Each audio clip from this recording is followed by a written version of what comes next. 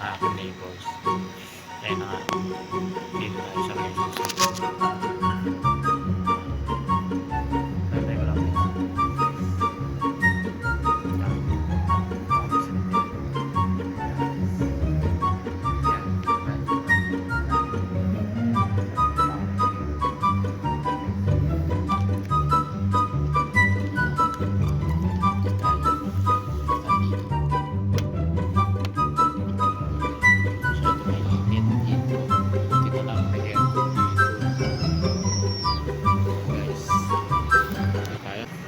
Baka sumama mali. Kaya,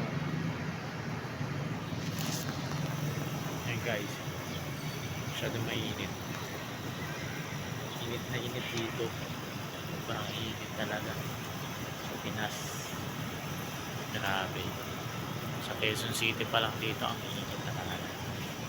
Kahit saan ka pumunta dito ay mainit po. Kaya mag-ibagbansa na kayo para malamig.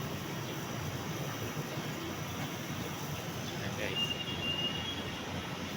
Okay, update ko na lang kayo kung andyan na pinsan ko. Ayan. Dito guys.